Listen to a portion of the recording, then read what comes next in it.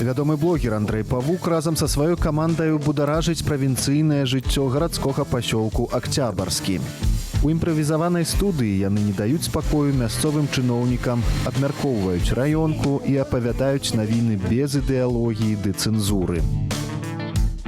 Мы знаходзімся ў нашай хаце, студыі. Мы тут здымаем нашы цікавыя перадачы пра незручнае жыццё Акцябршчыны. Вось менавіта гэта сцэна, гэта наш чырвоны дыван, гэта нашы улюбленыя кіраўнікі, которые як бы на досцы пачота, пашаны. Чыноўнікі з намі чытаюць нашу раёнку, таму што, на жаль, яны да нас на перадачу не прыходзяць. Мы хочам іх бачыць, хочам атрымліваць ад іх адказы кампетэнтныя, але яны хаваюцца за сваёй раённай прэсай. Нешта там выдумываюць для нас. В редакцию обратился житель дома номер 8, который расположен по улице Бумажкова, ТП в горпоселке. Они высказали недовольство по поводу того, что во дворе их дома под окнами постоянно паркуются автомобили ритуальных услуг. Меня удивляет, с одной стороны, какие чувствительные люди. Вот когда у них забирают свободу, право голоса, вот, например, так они как-то не возмущаются. Тут машина стоит, так уже все взбунтовались. Послуги добрые. Наоборот, это добрые. Каб не быть с неким ветреным или легкомысленным, а треба кожны дзень памятаць, што кожны паедзе на гэтай машыне. Мементо море. Я працавала ў гэтай газеце яшчэ ў 2010 годзе, а потым, калі пайшла ў дэкрэтны адпачынак, то мы пачалі неяк чытаць яе дома. І я помню, што гэта была першы артыкул, які мы так пачыталі, яго напісала Валянціна Шлапакова, гэта быў нейкая гісторыя пра бронепоезд. І я памятаю, як мы смяяліся, мы качаліся по дому, просто до слёз усе.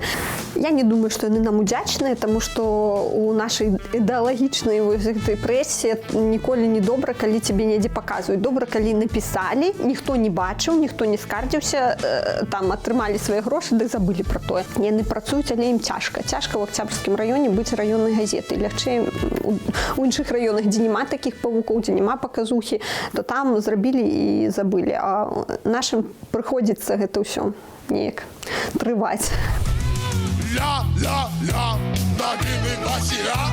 Ля-ля-ля, навіны Васіля. Ля-ля-ля, навіны Васіля.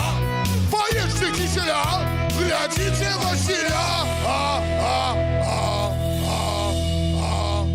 Просто в одном выпуске, як початок.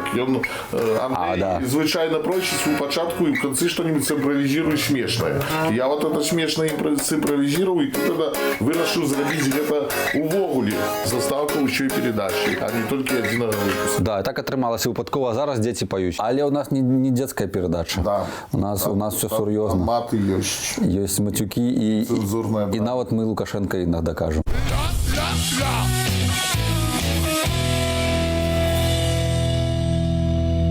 Але той здравы сэнс, хоць на хвіліначку, знайшлі ў галавах гомельскіх чыноўнікаў. Там пад напорам абшчэственнасці такі адказались ставіць флагшток за $600 000. Спасибо вам. Искренне. Кажуть, на том месцы будзе звычайная клумба. Ля-ля-ля.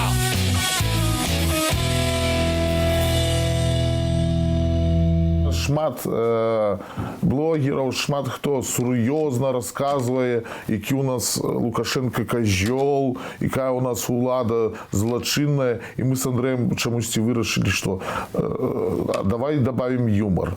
Потому что вот, когда мы читали газеты, и людям подобалось, что мы не просто серьезно, а с импровизацией, с гумором еще это робили. И вырашили, что серьезные новины, будем, некая будет подача с гумором, и это, мне подается, сработало. Людям стало подобаться. Сценар рыхтуе нам, конечно, как вообще правильные ватники лічаць, что сценарий нам рыхтуе Госдеп. Ось, куди ви думали, діла ще Кондоліза Райс? Вона нам зараз пише сценарій прямо у Пентагоні, у бункер. Потом у Польшу, там з гэтага робяць фальшивку и пересылают нам самую настоящую. Про смех мы что разбураем мур диктатуры. Да. Даже коли я начну неяк намагаться серьезно говорить, не уходить в некий образ, мне подається, що все равно Все одно. будуть ржачі. Все одно смешно.